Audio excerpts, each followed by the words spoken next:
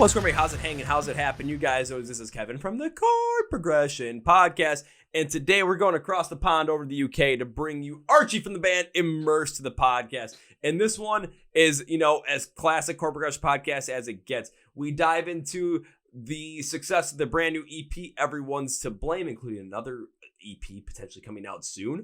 Oh my God. We also dive into the fact of what happens when a song that you were not expecting to blow up blows up, and why sometimes bands take the opportunity when sometimes bands don't, along with the fact that we just have a great time talking about music, talk about the music industry, and you get to know a lot more about Archie and Immerse than you ever did before. So are you guys ready for a great episode? Yo, yeah, you are. So let's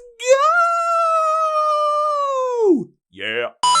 Well, ladies and gentlemen, boys and girls, listeners of the Chord Progression Podcast. You know me, I love to find music from all over the world. So right now, in the US, I'm jumping across the pond, going over to the UK to find some great music, and I've got some right here for you. This band recently signed with Adventure Cat Records, and they recently released a brand new EP called Everyone's to Blame, back on September 22nd, and there's even more stuff coming out in the future, which is ever more exciting. And when it comes to genre, I'm going to say this. I don't even know what to classify this band is, which is a great thing because it allows them to go in any which direction. So let's jump into that direction with this band. So please welcome Archie from the band Immerse to the podcast. So Archie, welcome to Chord Progression Podcast. Thanks for having me here, Kevin. I'm excited to be here. Excited to have you, man. And I mean, you guys just released a brand new EP literally just weeks ago, and it's brand new music, brand new record label as well. Dude, how has everything going with that release? How have the fans taken to it, and how are you guys feeling about it overall? Honestly, it feels incredible, really, to finally have it out in the world, because we've been recording this for the best part of a year now, probably a little bit longer, where we've been in and out of shows and stuff like that, and our old bassist dropped out, so we had to find new ones. That slowed everything down, but to have it over a year, recording, writing, trying to smash it all out, and then during the recording we got the record deal and all that stuff, so seeing it all come together and finally start to be out in the world, and people have honestly they've been loving it, they've been reacting to it incredibly well. We've had so many streams on it already. I think it's pushing 150,000 streams, and it's only just come out.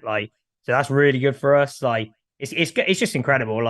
Everyone supported it so well, and it's so nice seeing it in the world and people enjoying it. And even my friends that aren't necessarily into my music, I'm the only metalhead in my group.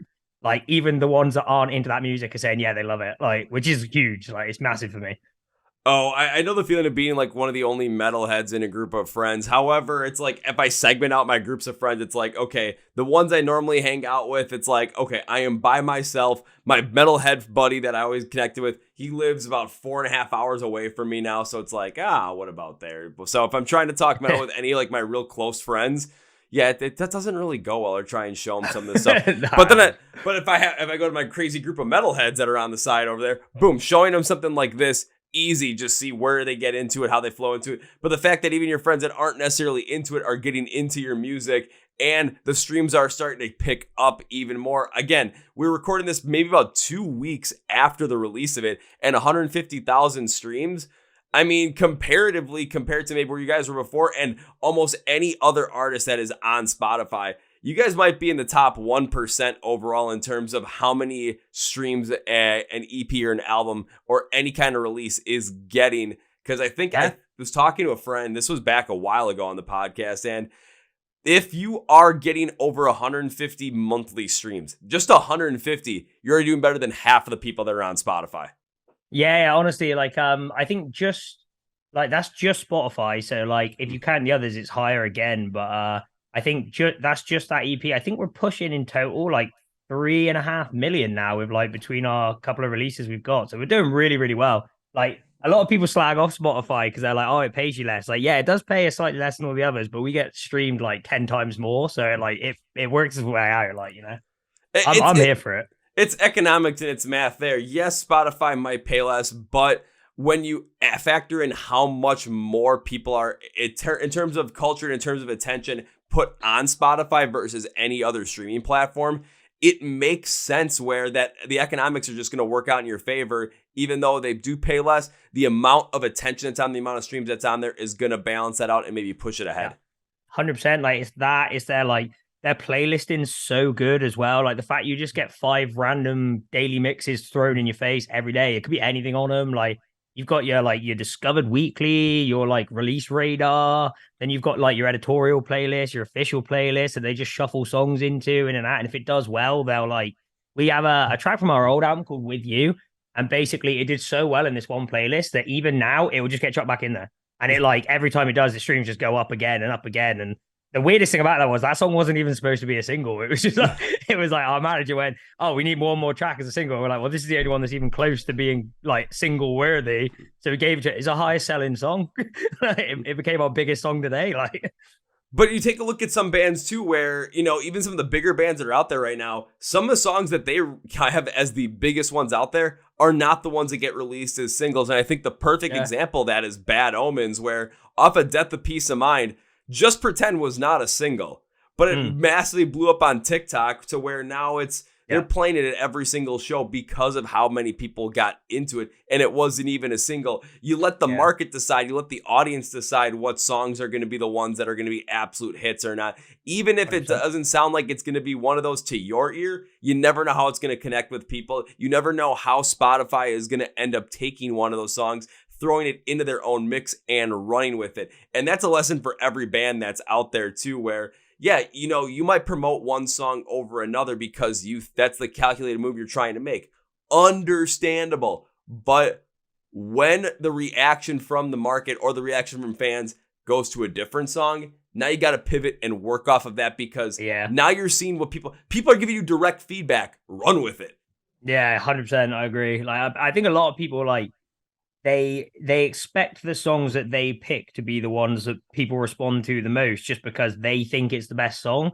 But like, just because you think it's a good song in a band doesn't mean it is, if that makes sense. You're feeding off of like what you want from it. So like the energy it gives and stuff like that. But that's not necessarily to say people want energy. You know what I mean? Like our songs are quite energetic, they're quite upbeat. But if we throw a sad song out, people might be in the mood for a sad song at the time. It's just luck. You know, it's complete luck really with it. And like, that is the end of the day. Like, if you see one of your songs doing well, you should 100% shift your focus and make the most of that song. Like, because the better it does, the better you do. And at the end of the day, that's the important thing. Like, you want to, you know, get your name out there. And to get it out there, you need people to want to listen to it. And if people want to listen to it without you actually doing anything, if you do stuff to it, people are just going to want to listen to it more. Yeah, again, drop back to Bad Omens and see what they did in 2022 with Death of Peace of Mind. When the title track came out, people started to get into it, even though Bad Omens was known for other tracks like Glass Houses and Dethrone and stuff on the heavier side. But then all of a sudden, you know, they're releasing more music. They're putting out Artificial Suicide, which ends up coming back there. But more people are still in the original Death of Peace of Mind track. So they start releasing some of the softer side of things. It starts to get behind it. All of a sudden, Just Pretend blows up. But you're still able to mix that heaviness and that lightness in there, but you're still listening to the fans. Now, because you guys had a moment like that with You, I got to ask this question because it just kind of peaked in my mind. So a band has that moment where you're pushing a certain song, you're pushing what you think is going to be the best one, but a different song has a moment and you have a choice between either shifting focus and working with the better one or staying with the one that you decided to work with because that's the one that you thought. So when bands decide to stay with the ones that they thought, why would they do that? You know, in a mindset setting, why would you stick with something if all of a sudden the fans are reacting better to something else? Because I've seen it go both ways, but you guys went one way with it. I just want to know potentially the mindset of the other way. Yeah, I think a big thing with it really is like, it's to do with, there's lots of factors really, but I think one of them is like, you've got where the band want their future direction. Like that is a big thing. Like a lot of people don't realize it, but bands gear the sound they make in a direction slowly to change to where they want to go. So like we used to have like quite heavy tracks and stuff like that. And there's still heavy tracks on the new release. Like they're just unwiser. And we pushed our sound, I'd say, more to be like commercial alternative, if that makes sense. So like you could play it on a radio, it would work. But you could play it at like an alternative nightclub, it would work, kind of thing. So that's a big factor, I think, because that track they've released might be like heavy and slow and like thicker, but might not be where you want to go as a musician yourself. And that's important, is remembering that like at the end of the day, you're writing music for yourself, even though other people listen to it. And if that's where you want to be, that's where you want to be. You know what I mean? The other thing is budget. It's going to sound really weird, but like you might have maxed out your budget doing what you've done and have nothing left in the pot effectively to do and like work towards that other song, even though you wanted to. Like the money's not endless, sadly, especially when you're like a band like our kind of size where you're trying to make your name. And like obviously we've got the label, they will send us like support and stuff like that. But it's not like if we were like Bring Me the Horizon, where like if like we changed song and that went massive, they've probably got like 100 grand they can just chuck into it next week. You know what I mean? Like, so a big thing is like I think budget and money, because like once you've then like you got to pay to get the video done if it does well. If you don't have a video, then you've got like the PR to run on it and stuff like that. Which if you don't have PR people, you have to pay a PR person to run it.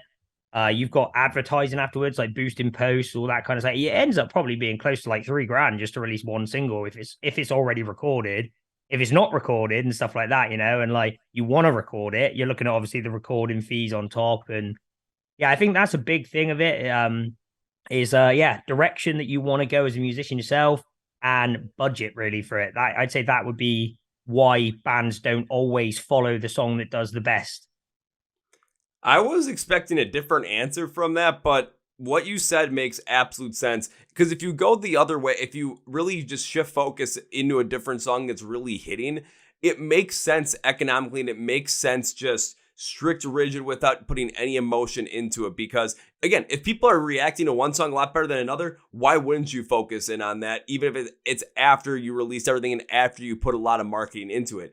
Yeah. But what you said in the first two, for those two reasons, makes a lot of sense. For the human side of it, as an artist, you're making music and it's your music. It's where you want to go with it. And when you're talking about direction and where you're slowly going from one step to the next to get to where you want to go, if all of a sudden this direction of where you want to have your art, where you want to have your expression, how you want to express these feelings through this specific sound gets basically a sharp detour because this other song really hit, okay, now you're not necessarily playing with ego in that point, but you could be, but you're playing more with your artistic vision. You're playing more with your own expression, and you don't want to compromise on your own integrity just to kind of make a dollar. Like, essentially, that's what we're talking about when people say, you know, bands sell out. That's what they're going with, where effectively, you're specifically changing your own vision and going against your own integrity just to make a dollar.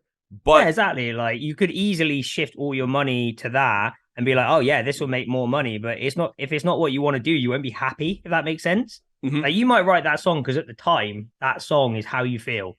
But that doesn't necessarily mean you're always going to feel like that. You know what I mean? It's like when bands write songs about a breakup and stuff like that. Don't get me wrong. People love breakup songs, you know, people love it because everyone experiences it. And it's an easy target to hit on people because there's probably not a single person in the world that hasn't experienced that emotion.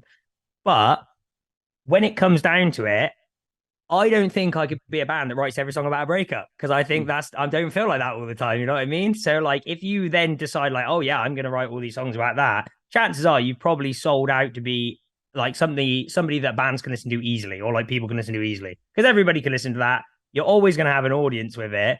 But I personally think that becomes a bit of, like you said, like a sellout or a fad band, because there's only so many songs about a breakup you can write. You know what I mean? Like it gets, unless you're breaking up with a woman every 1 week, or like, you know, or your partner every week, you know, you can't keep getting material out of that. Like, or unless your name is Taylor Swift. Or unless your name is Taylor Swift. That is true, yeah. That is very true. yeah. And if a band's like, if your whole artistic direction is to get to the point where you find something that absolutely hits in terms of the monetary side of things and then go forward with it and just kind of run with whatever gets popular, if that's your artistic vision, I mean, who am I to blame you for going to do that if that's really what you want to do? But if, you know, you write a song, like you said, about a breakup and it absolutely hits, but you don't want to write another one going forward, yeah, that's your own artistic vision, and you just kind of have to figure out, okay, why did this one hit? Was it the subject matter? Was it the way that it was written? And then kind of build off of that to try and figure out where you can continue to build on top of that success. That makes a lot of sense. 2 seconds later, sorry. I live by a police station, and I didn't want the sirens coming through the podcast. That's my bad. Oh, don't worry. I live by train tracks, so I always have to close the windows because all of a sudden I'm just gonna hear ding, ding, ding, ding. Yeah. If my table, if my monitor starts shaking, it's just because there's a train outside. Oh no, it's yeah. Sorry, I completely forgot I had it open because it was only open a little bit, but like the sirens are so bloody loud. Sorry, as you were saying, We were chatting about like the breakup song and stuff like that. Sorry. If you can Yeah. remember where you were. Yeah, I remember where I was going with it because it was, again, that's where we talk about just the artistic vision and the direction of it. But then the other piece that you brought up with it, especially for bands that are not in that top tier echelon, where if something goes off, they have a lot of record label backing, a lot of budget that's already built in behind them to make a pivot like that and really build off it. Like Bring Me the Horizon could. Falling in Reverse could do it. We've seen Bad Omens do it. A Day to Remember could do it very easily as well. But a lot of the bands that I bring on the podcast and a lot of bands that I've talked to as well, not only the ones that are size like, Immerse, but bands that have a different size, that have a larger size to them, like bands I have recently on, like Another Day Dawns, like The Word Alive. They're only going to have a specific budget that they have to work in. And they're going to make sure that money is used the best that they have at the information they have at the time before they release anything. So, yeah, you're going to want to put your money behind the songs you think should be singles and the ones that you're going to put out as singles that you think people are going to connect with. But later on, when something absolutely hits that might be completely different, the budget you might have for that is completely gone, and you can't just get money to grow on trees, and the record label might not give you more money to help promote that as well. So now you got to figure out what you're going to do with that with less money. How can you promote this on the side where, you got to be pushing in these different like Facebook groups, got to be pushing it on TikTok somehow, making, maybe some of the cringiest videos ever, but maybe it catches the attention of a certain segment of TikTok and they really, really, really get into it. You have to kind of get creative with it, but because you can't put all that money behind it and promote it, it's less likely to get in the eyes and the ears of people, but there's still an opportunity there if you want to take it. It just takes a lot more work. Yeah, 100%. Like I think people forget about that. Like when they think about, I think people have like this kind of like vision of the music industry being this thing where like people in it have money even at the low end of it, and they don't. Like honestly, like I know people that are in like bigger bands by a long way, like touring the world and stuff like that. They still have jobs outside the band. Like it's an illusion that they want to portray to people that they don't have a job outside the band, because it's like, oh yeah, I do this full time and stuff like that. And it's like, it is full time, but it's also your second job. You know what I mean? Like you have 2 full-time jobs at that point. It's not 1 full-time job and a part-time. Like it takes a long time for people to be at a point where like they're making a good amount of money to be able to like put more back in whenever they want, if that makes sense. Like I think in Bristol still to this day, like we're quite fortunate. I'm pretty sure we're probably close to one of the highest streaming artists of our size in Bristol, if not the highest. We've always done well on streaming. Like it's the one thing we've really, but that is purely because of like our American fan base. We have a really big American fan base, even though we can't get over there to play. Like we have so much support from like LA, New York, like Florida, Atlanta, all that. Like we get continuous streams from them and can't thank them enough. And hopefully one day we get to play there. But like, we are fortunate enough that most of the money we make is enough to cover what we're doing, if that makes sense. Mm-hmm. And that's like as like one of the top, like the highest streaming artists in like our city, really. But then you've got people that are like not that size, like they're not getting those streams, and they're on labels, and if they want to change their song and get like a new song out because they, like you said, like all of a sudden it's blown up, like they have to basically ask for their record label or pray they've got money in their savings, and they don't necessarily always have that. Whereas we've got the upside of like, we've got that extra bit of funding coming in as well from the streaming and that. So I think people have a bit of a misconception about how much like bands make when they're at like, even at a good level of streaming, stuff like that. It's not a lot. Like you're chatting about a couple of thousand probably, like just for like streams and stuff like that. Yeah, you're not talking about that much money comparatively to what people would expect. And from your perspective as well, even though you might be the highest streaming artist, in the Bristol area, that's still not necessarily going to hit on certain aspects. If you have a lot of people that are listening over here in the US, do you want to come over to the US and play for them? Absolutely. It makes so much sense. but there's so many other factors at play. The amount of money that has to go into travel costs, that has to go into touring, the fact that you as a band could spend $2,000 to $3,000 a day just trying to travel from one spot to the next, based on how much it takes to rent the vehicle, how much it takes to have someone drive the vehicle, how much it takes in gas, everything around there. From one spot to the next, it can cost a lot, and you have to make that calculated move. So when a song like, a song that you're not expecting to pop off, pops off, how do you continue to support on that? The record label might give you a little more money, but they're not going to give you all that much because they already budgeted so much for the release of it and focusing in on those other songs. And as people yourselves, yes, you could try and find a way to put more money behind it from the band's perspective, from your own perspective.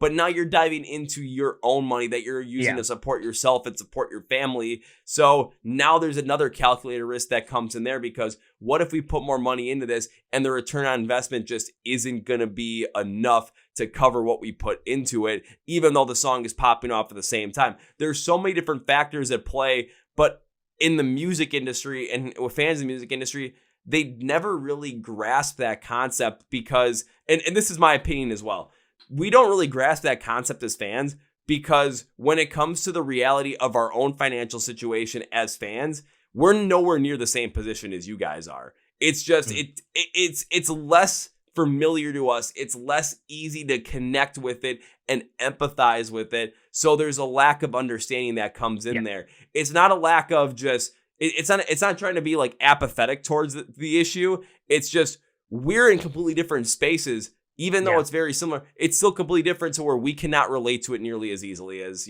other professions or other things that we're used to seeing. Yeah, I think it's a combination of that. And also, I think the music industry tries to just not let people see it, if that makes sense as well.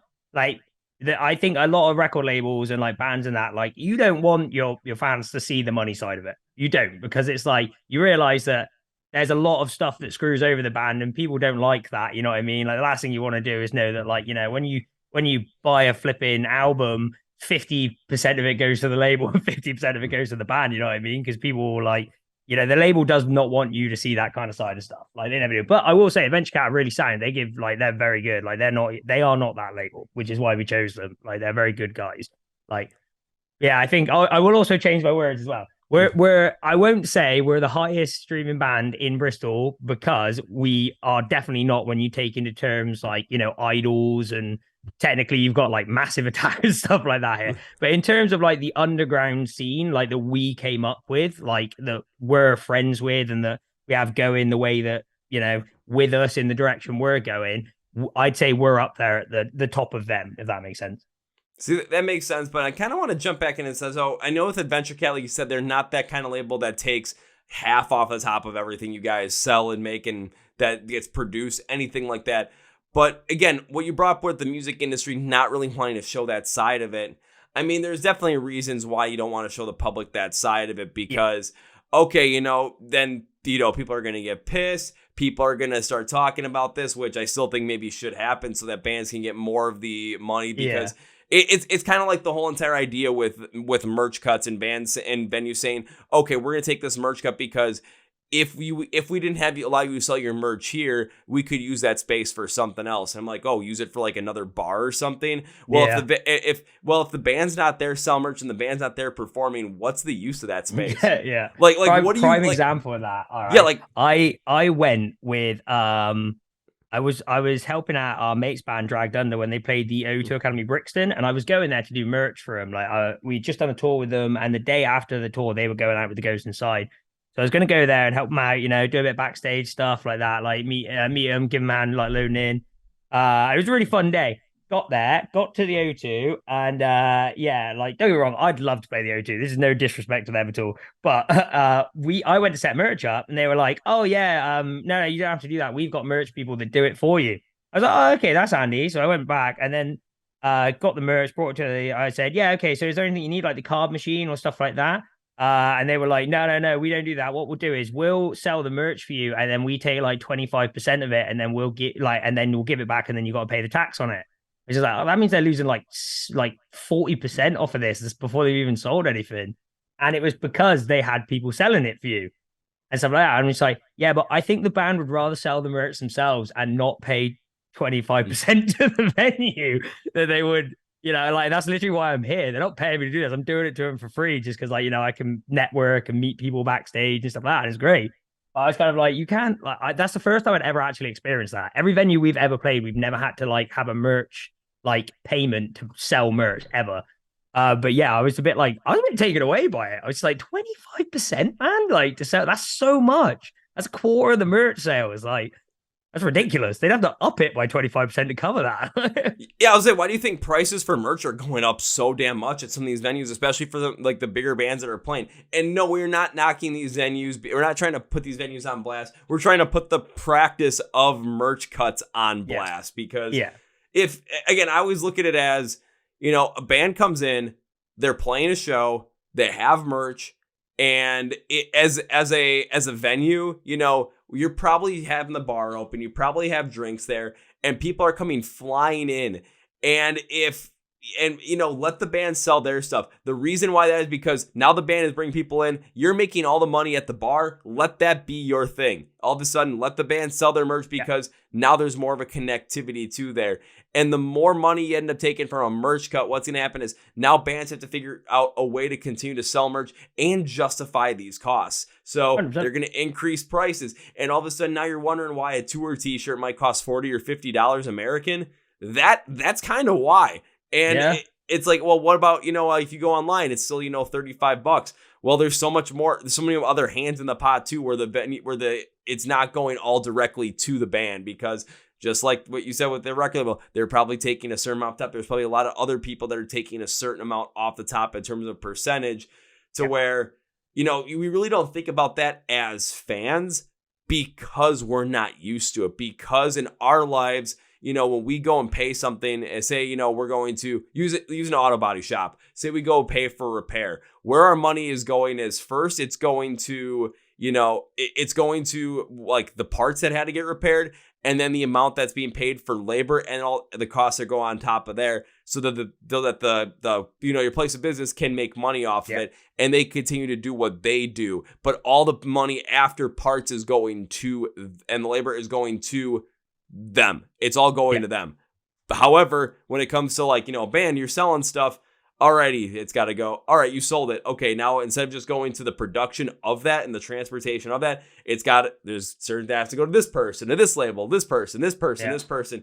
And by the time you get done with it, it's like, was it even worth it selling merch? Because maybe you don't make anything off it. Maybe you just break even. And there may be some cool Immerse shirts out there, but did you guys even make any money off of it?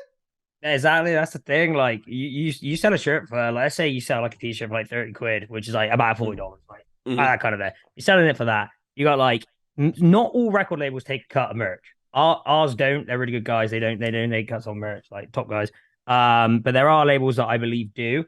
So you've got like probably, let's say 30% goes to them. Then you've got the cost of producing it, which is probably like per tee. It depends on the design, how many color prints you got. Let's go with a standard like 2 color print. You're probably looking at like £4 a t-shirt, so like $5.50, $6, that kind of thing. And then so that's like what already you've lost like $11 on it. And then you've got like, if then, like I said, the people take 25% when you're doing the merch, like you've just lost another 10, 20. So you're losing half the value of the t-shirt before you've even sold it as the band, like half the value. So it's quite a lot, like and it's like, in terms of like, it doesn't sound like, obviously it's like people go, oh, you're still making $20. It's like, yeah, but it's not the fact that you're still making $20. It's the fact you should be making 30. You know what I mean? Like, oh, sorry, my thing just went mad. There we go. Yeah, no, you're good, but it makes sense, and it kind of gives me an idea of what if bands were to go so punk rock with this, where they decided not to sell merch at the venue, but then you walk outside and their merch setup is outside, like on a street corner. It's like, all right, get your merch, get your merch. I'll get a t-shirt for you for. And all of a sudden it's okay. We've actually done that. Not because the venue charged though. It's because there was too many people in the venue to do merch in there, and there wasn't space on the table, so we were just selling it out the back of a van outside. We got pissed off. We were like, there should be enough merch room for every band, but we were like really low on the bill. So like all the headline acts, all that stuff, had like taken all the merch table, and the headline act had like 15 t-shirts, and we only had like 2. So we're like, all right, whatever, like that. So we just set our van up right outside the front door and just sold out of the back of it. Okay, that is hysterical because it reminds me of a band that's here in the US called Silly Goose. And how they got their name out there was they would follow bands around and pull up in their van. And once the show was over and people were walking outside, they would just have their vans up and they would start playing. Nice. Love that. That's good. And then whenever the cops would come and shut them down, they'd be like, all right, we got 3 songs and thank you very much. We're Silly Goose, and went off. And they're playing festivals. They're going on tour now on their own tour. And it's like people are getting into it because of stuff like that. You guys selling your merch out of the back of the van because this was out of necessity. But I'm thinking about this at the same time. Imagine walking out of a venue and all of a sudden the band's van is there and the doors are wide open and you got the merch guy behind there literally trying to sling t-shirts and you're thinking, huh? That's actually kind of cool. And now you're thinking about notice, doesn't it? Like you see it, like you can't ignore that. Like that's the thing. Like it's a good thing. Like dude, I can't remember what it's called now, but when like people just pull up in the middle of the streets and take over the street. I can't remember what it's called. There's a name for it, but yeah, like I've always said to the guys doing something like that would be fun, but obviously it's highly illegal as well. So like we can't really do it unless you can figure out a way to actually make it so it's okay. You know, we're gonna. All right, the Immerse van storefront is only going to be open for 10 minutes. Let's get this rolling. Yeah, you've got 10 minutes of a gig. Get the most of it. We're gone. You got 10 minutes of it. If you got cash, you're going to get through a lot quicker, man. Love it. All of a sudden, it kind of as an idea similar to, you know, when Bad Omens does their merch drops and they have a lot of stuff going out, but they only drop a certain amount. So when it sells out and they just leave it at that. And yeah, people are all limited stock t-shirts. It's a really good idea. Really, really good idea. I mean, those limited stock t-shirts are a great idea for a band of that size and a band that has that many fans. But for you guys, well, it kind of has that idea of, you know, having the fan storefront open for 10 minutes. It still kind of, in a way, creates that scarcity behind it. Yeah. But it puts it in a manner where you're around people that are actively going to buy it already. So it's kind of like, all right, you want your chance to get an Immerse t-shirt? Well, you got to get ready because you got 10 minutes to do it. A 10-minute window going. Ready, clock starts now. Go. That'd be good. Like I rate stuff like that. I think because not only is it like it's like a good business move, like because it, like you said, it limits it makes it scarce, it makes it more valuable in terms of like, oh man, I got this t-shirt. There was only one print of it made. There was only 100 of them made, and I've got like, I don't know, it'd be good if you could number it. I've got a t-shirt like 4 of 100 or something like that. You know what I mean? So like, you know where you've got, because whoever gets 1 of 100, it then becomes more like collectible. But also, I think it's just a bit of fun as well. You know what I mean? Like, it's just fun, like stuff like that. Like, I think people forget as well. Like, business can still be fun. Like, you know, like and like doing that kind of thing where it's like a bit of a race, a little bit of competition. I love stuff like that. Like, I'm a competitive person naturally. Like, so like stuff like that, I find just more interesting. You know, it makes me want to buy it more. Just because I'm like, oh man, am I going to get it? Am I not? It's a bit of roulette, you know what I mean?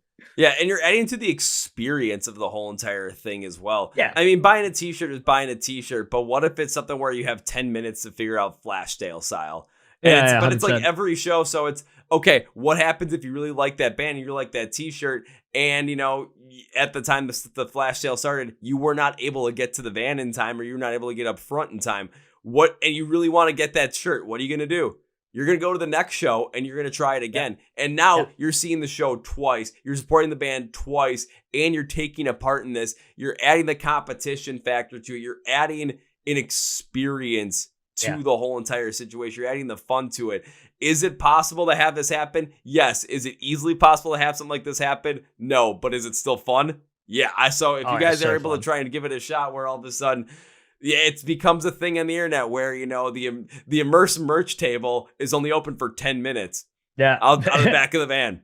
And just that'd be a fun idea as well. Like, you could even you could do like something on your merch that's really different, where it's like you pay, like you put all the items on like a roulette table or something like that. Like you key them in, and it's like you pay £10 and we'll spin the table, and whatever lands it on is the merch that you get in the size you want. And it's like, it could be worth $25, it could be worth $7, or like £25, it could be worth $7. You know what I mean? You could get something better, you could get something slightly lower in value. And it's just a bit of fun stuff like that, you know? Like, I love any idea like that where it's like more creative way of just interacting with people, even if it is over like sales and stuff like that. The Immerse Wheel of Fortune. Are you going to get yourself a t-shirt? Are you going to get yourself a sticker? Who knows? But that's the fun of it. Also, what if we get a shirt, man? Is it going to be in our own size that we want? Well, Yeah, you can yeah, criticize, you can duh. criticize. That'd be the dream. The only thing about it that I would hate though is I'd feel so guilty if somebody paid like £10 and they ended up getting a sticker that's for like 50 pence or like 50 cents. I'd be like, okay, right, I'm not gonna let you get away with that. I just give them something else and be like, I can't let you have that one. Yeah, but it's again, you're gonna want to find a way to make it so it's like that still makes it interesting, but you still, as a band, you're not gonna want to create an idea around that trying to sell merch and then have it be something that makes you lose a lot of money. Yeah. I'd give a CD. I'd just be like, just have that as well. Yeah. Hey, that might be the thing where it's just okay. What's the thing that we can actually? Oh, there's an idea. If they end up getting a sticker or something, give them like a signed CD because it doesn't take as much to produce that CD. Yeah. Plus, how much more is it to have you guys sign it? And all of a sudden it costs like what, however much fraction of a cost of a Sharpie would be. Just give a little go. Yeah, and then a different signature every time because like none of us have signatures. Just all of a sudden, the Archie signature is just a smiley face. It's like, yep, there's Archie's signature. What is it? It smiles at me. Honestly, like I still remember to this day, like Tim, like when he joined the band, he was so young. Like he was like, I think he was like 15 when he joined the band, and I know him because he's my friend's younger brother. So I went to school with his older brother. And like years ago when we had before we were this band, we were a different band, and we had somebody who wanted us to sign a CD. I was like, okay, so I actually have like an autograph that I made just because it's easier. Josh has one now, but he wasn't in the band at the time. But Tim, right, we've got that, and he didn't have an autograph, so we were like, well, you got to make one like that. And Tim's bright idea was, oh yeah, I'll sit there and I'll make it. And he sat there for like 10 minutes, 15 minutes trying to make this autograph. We're like, brilliant. What did you come up with? And he signed it. And no, I'm not even kidding you. In block capitals, he just wrote the word Tim. I was like, that's not an autograph, but it's on there now in Sharpie permanently. So whatever. Oh yeah, he's changed it since. I made him change it. It's fine.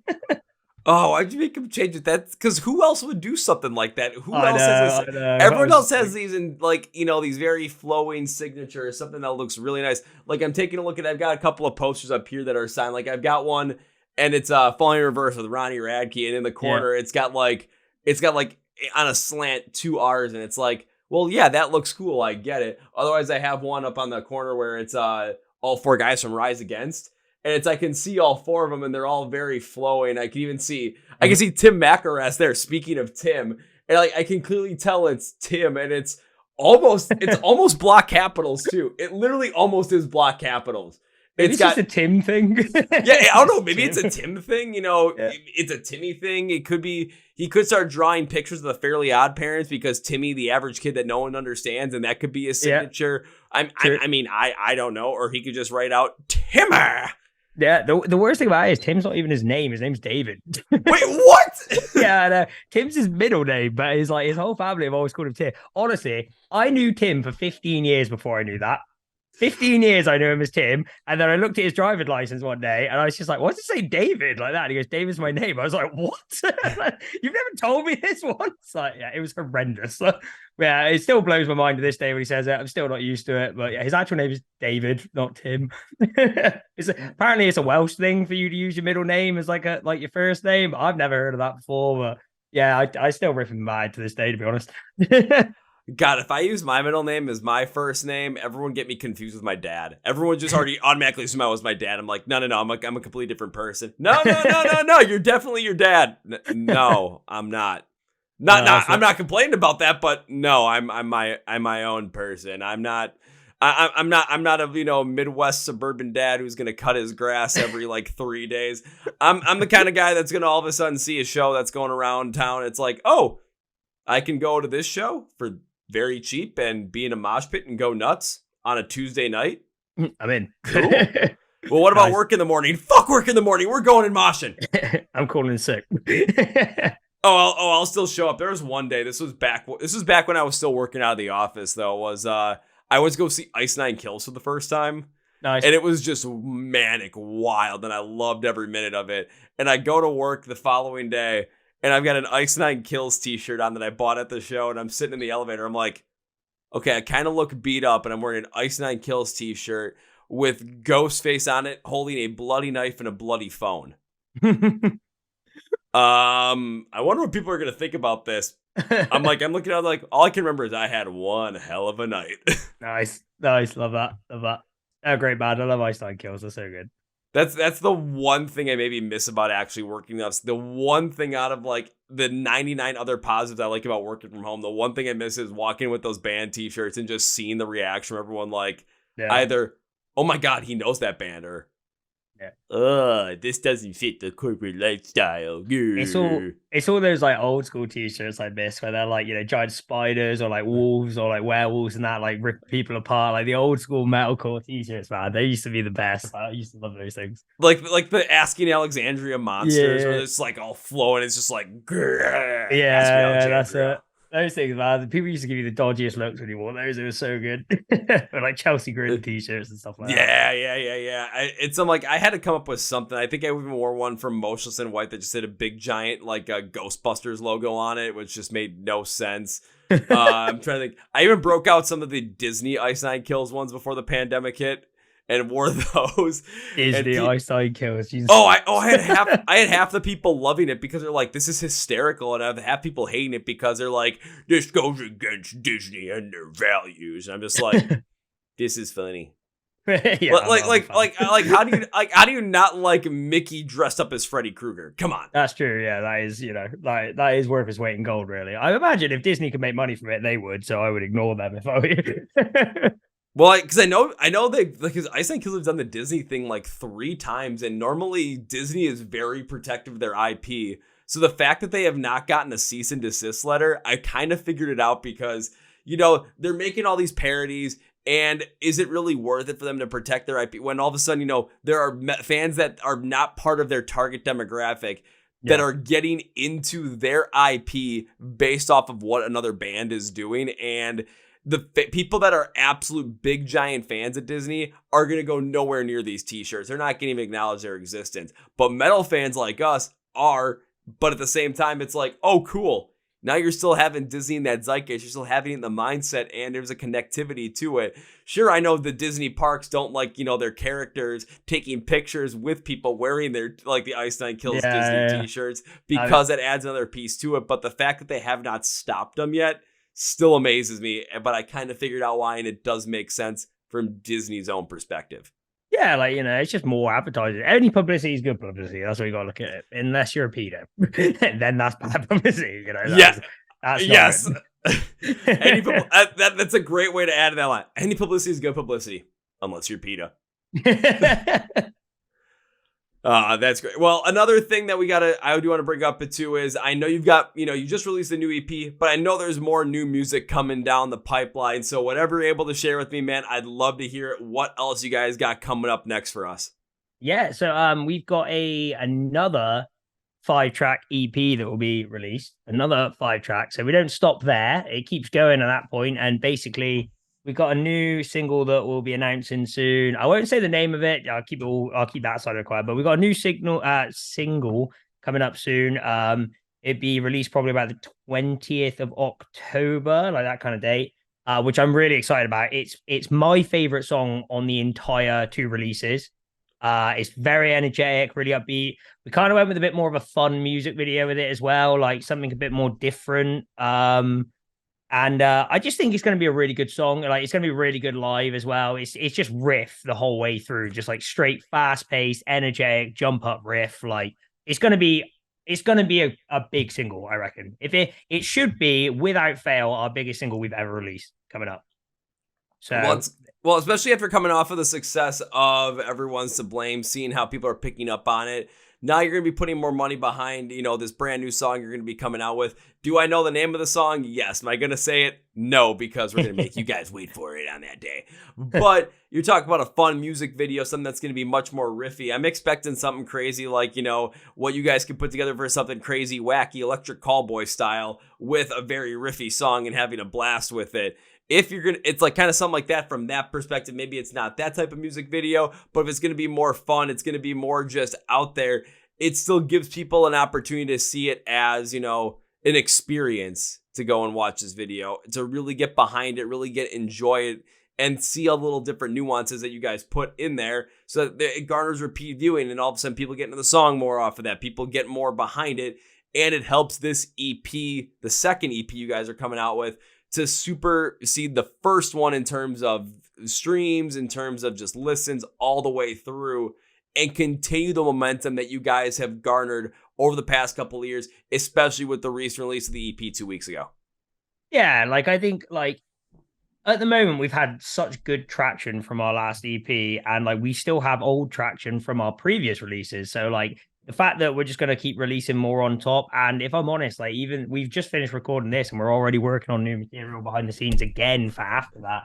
So like we aren't stopping anytime soon. Like I think it's just going to keep building from the bottom and keep getting us where we want to be, basically. And like the only way to do that is just to keep releasing more music, keep chucking more out there, getting the right people behind us. And it's just all heading in a really good direction at the moment. And it's nice to see it like positively looking up, like very, very positively looking up. I mean, anytime things are positively looking up, that's always going to be a good spot to be in, especially from a mental health perspective, because of how much, especially take over the last like 3.5 years, the amount of doom and gloom we've seen in the world and felt within it because of the pandemic, political unrest, everything.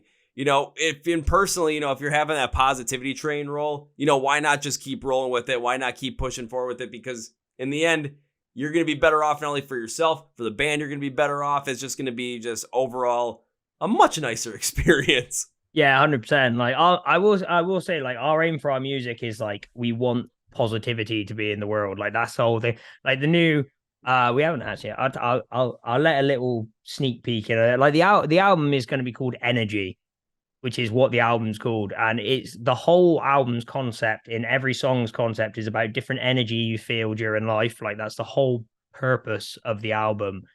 So there's songs on there that are upbeat. There's songs on there that are angry. There are songs on there that are sad. There are songs that are just about not being okay. It's like there's something for everybody in there. And that's basically what I aim to do. Is I aim to allow people to feel stuff in a positive manner, even if it's a negative subject. That makes sense. Which is the dream. Like being able to positively look at like the bad stuff in your life. That's what everybody should strive to be able to do. It's a good place to be. Like even when bad stuff comes, you look at the good side of it. Like, push it in that way. Yeah, because sometimes bad things can come, or like for me, it's like I went through a terrible time in 2017 and I listen to music that makes me think about that time. There's some songs that kind of take me back to where I'm like, maybe not want to listen to those two as much just because of the emotional connection to it. But there's some songs that take me back there and emotionally make me connect with it once again. But then I look at the positive side of things where I'm like, hey, if I didn't go through that, then maybe I'm not doing the things I do today. Maybe if I don't go through that, I'm not sitting here, at 5 a.m. talking to you, having a blast, just doing things that I love. Maybe I wouldn't even tried this. Maybe I would have stuck in that good old, we're going 9 to 5. We're going to work. We're going home. We're watching Netflix. And then we're doing it all again the next day. Yeah. No. That's not for me. So if I wouldn't have gone through the stuff I went through, now I can look back at the negative stuff with a positive light. It's that kind of music and that kind of stuff that really people can get behind. And if you're able to do that with energy, just, then you're flowing, man. You're flowing in a good spot. That's the best way to be. Like, if you can turn any experience into a positive one, you're heading the right way. And I think it's a good way of being in your life. Like, I'm a very positive, upbeat person. And I think like, if you can take the worst experience in your life and find the good in it, then you'll do fine. You know what I mean? You'll do fine in life. Oh, absolutely. If you can take that worst experience, find a way to find some positivity in it and continue to go forward.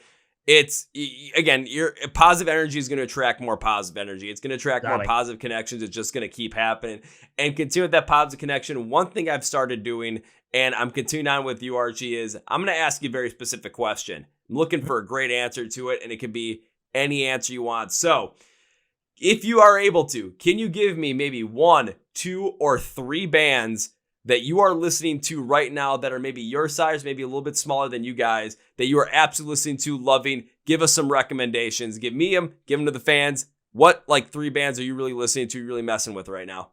Okay, right. So I have a very diverse music taste. And that's not one of those, I'm not one of those people that says like, oh yeah, I have a very diverse music taste. And all I listen to is like pop punk, I actually have like a very diverse music taste. So probably like one of the bands at the moment that I can't genuinely stop listening to is Hot Mulligan. They are so good. And like, honestly, some of their tunes, they're just so upbeat and like happy, but like I love his vocal style as well. It's his vocal style is actually very similar to mine, I think, where it's kind of like that like gravelly comes in high pitch, but like a lot of aggression in it. But also he does really good at like the soft, clean parts, and he just gets the energy of what he's trying to sing across really well. So Hot Mulligan, and I love their song names, man. Like, so I play a lot of golf, and a lot of their song names are based around golf, and their band name is based around golf because a mulligan is like, do you know? Do you ever play golf? I don't play golf, but I do know the sport, so I know what you're talking about. Yeah, so obviously for people who don't know, a mulligan is basically when you're on a tee off with your friends and you both absolutely cock up the shot, you just call them mulligans and you both go again and pretend like it never happened. So that's a hot mulligan. I don't know what the hot bit of it goes for, but I know that is a mulligan.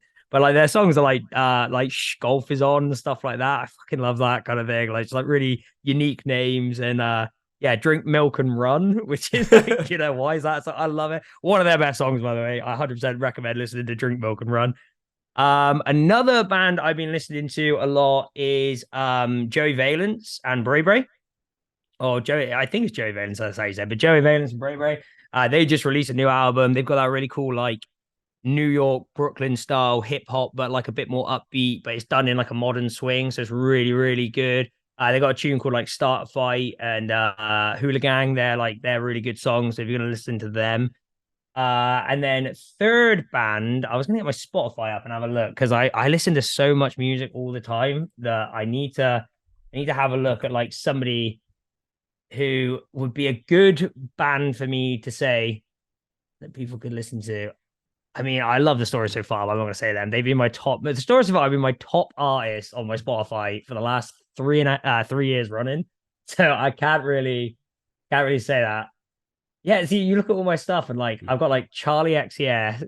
My last 10 artists are Charlie XCX, Tiesto, Super Love, our friend's band, excellent. The Coral, Dead Lakes, Drake, Mac DeMarco, Baby Clyro, Cypress Hill, Wonder Years, and Story So Far, and a Tribe Called Quest. So it's diverse. Somebody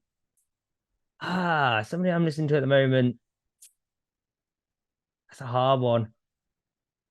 Let's say, how about this? I give you a suggestion because you mentioned 10 bands that were in there. You said one of them was one of your friends' bands. So why don't we shout them out too? Yeah, Super. I tell you what, yeah, I'll give out Super Love. Super Love are great. They are one of the most underrated bands I think in the scene at the moment. They've just done a cover of Arguing with Thermometers by Enchikari as well. Absolute fucking banger, man. Like, but their songs are like so. They're actually a really similar band to us, like in terms of the way their music works, but it's like a bit more of a British swing on it, whereas we go with more of like the American swing on it, I think. Like, so they're like Don Broco, like esque with their vibe, and we're more kind of like, I would say, like A Day to Remember with our vibe, if that makes sense. But the music does cross over. But they've got some absolute tunes, and if I was going to listen to one of theirs, it'd probably be Go. That is an absolute banger of a song that they've released recently off their newest stuff. Or Save Yourself, which was a single they did not too long ago. That was really good as well. So if you're going to listen to them, those two songs. Perfect. We got 3 suggestions right there, and I always love hearing those suggestions, man, because it gives me more chance to see some great more music, listen to some more great music, and just expand the musical horizon. So thank you, Archie. And now, as we bring this podcast to conclusion, one thing I would like to do is give my guest, which is you in this instance, chance to say whatever you want to say, plug or plug, promote or promote the end of the episode. So Archie, the floor is yours. Oh, okay, right. I wasn't expecting this, so we'll just wing it. First off, thanks so much for having me on this podcast. Honestly, it's been a really good time, really interesting, and it's really nice having a podcast where it's more personal and it's a bit more of a chat rather than just having like stock questions. Really appreciate that, and it's always nice to see it. So shout out to you and the Chord Progression podcast for just being absolutely insane. Secondly, thank you so far to everybody who's checked out our new EP. And if you haven't yet checked it out, please check out Everyone's to Blame and keep your eyes peeled because we'll be releasing more music very soon, October 20th. We'll have new singles, and it's by far my favorite track we've ever done. So keep your eyes out for that because you will like it. I'm just going to be flat honest. You will like it. It's a banger. I don't say that very often about our own music. I enjoy our own music, but I don't very often say it's an absolute banger. But this next song is just catchy and it's mint. Like you'll really like it. And yeah, other than that, yeah, thank you all so much for showing the love and thank you for having me on the podcast. Really appreciate it. That was a great time in the podcast. Now it's time to end this with 3 specific things. First things first, when it comes to Find Immerse, when it comes to brand new music coming out soon and checking out the brand new EP that's already out, everyone's to blame. Best way to stay in contact with the band, stream them, do everything, is go to script for the podcast, where it says Find Immerse online. Links and labels for socials, YouTube, Spotify, website, merch, anything you need to get into the band, to follow along with the band, is all going to be down there. I'm doing all the research for you guys. All you have to do is literally click on the links, hit the follow button, hit the subscribe button, and you are set right then and there. It's 2 clicks, guys. It's 2 clicks or 2 taps. So 2 clicks. You got this. Now it's time for number 2. Archie, another guest on the podcast. I enjoy the podcast. I tend to make a certain promise as a way to say thank you for being on the podcast, and I would love to support the band again in the future, and you hit on this. So it's not an if. This promise is a when. When I can see the band perform live for the first time, I'm going to go all Liam Neeson from Taken on your ass, because I will look for you. I will pursue you. I will find you. I will say hi to you from the back of the band merch booth and say first round's on me. We will do the next time. We'll do another podcast, but we'll do it live from the merch table. We'll do like a live from the merch table segment. From the van merch table. Yeah. Perfect. I'll bring all my shit. We'll be ready to go. I cannot wait for that. We'll definitely do it then. I just got to make sure I bring a second mic, and we are all set and ready to go. Love that. Love that. Perfect. And now it's time for me to end this podcast, not by saying goodbye. Goodbye is way too final. I'd love to have you back on the podcast again. Plus, we got to do a live one from the van merch table. So this cannot be goodbye, Archie. No. This is, I'll see you later. Woo! Well, folks, this is my interview with Archie from the band Immerse over in the UK. Now it's time for Kevin's final thoughts. So at the end of the episode, Archie actually said something that really struck a chord with me. And he was talking about how much he enjoyed being in the podcast because it was more of a conversation. It wasn't stock questions. And you got to know a lot more about the band's personality and a lot more about who they are, a lot more about what they thought. And just, you got to see him in his element. You get to see him as his person. And that put a smile on my face. Maybe not during the podcast, but especially internally. And the main reason behind that is because that's always what I wanted this podcast to be. Do I want to interview artists? Yes. Do I want to interview as many artists as possible? Yes. Do I want to interview the big ones? Yeah, we interviewed Telly from The Word Alive this year. We interviewed LJ from Seven Dust. We've interviewed Michael Starr from Steel Panther. We've interviewed August Burns Red. I interviewed Joey frickin' Sturgis and Shaylee from Dayshell. But why is it something that I absolutely love doing this? Because I'm not asking the same damn questions that any other podcast is doing. If you want to know just, well, what was the meaning of this song and just have it be as bland as possible, there's probably some other podcasts for you. But when it comes to getting those funny stories, getting those crazy moments, and getting these insights that some of these bands have, yeah, where else you can get it but from here? Even some of these smaller bands to get into, where else you can be able to connect with them on such a deep level than here? It's something I really pride myself on, and it's something that I always wanted to continue to push forward. I want to have conversations like this. I want to know what Archie was thinking about in terms of, if a single goes off that you're not expecting to, what are the positive and negatives of trying to shift to that if you go for it or if you don't? Look at Shaylee from Dayshell opening up about his alcoholism and trying to defeat that. That was a huge, huge thing. Talking to LJ from Seven Dust about making, Truth Killer on his family's farm. How cool is that? I mean, I love knowing about this stuff.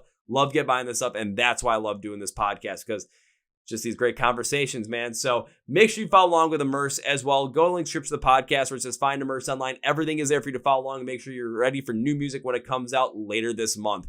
Also, make sure you're following us, the Chord podcast. We're on Facebook, Twitter, and Instagram. All links to the podcast below. Make sure you hit that subscribe button right here if you're on YouTube, or hit that follow subscribe button if you're on Spotify, Podcast, iHeartRadio, Amazon. Make sure you also give the video or the podcast episode a like so it gets pushed in the algorithm. I want to thank you guys for your support on that. I really do. Be sure to check out more from the podcast. Remember, new episodes every single Tuesday and Thursday. And thank you, Archie. On that note, that's what you guys think for watching, listening to the Chord Progression Podcast. My name is Kevin, and you guys know how I end every single one. So the big, healthy, and hearty. See y'all.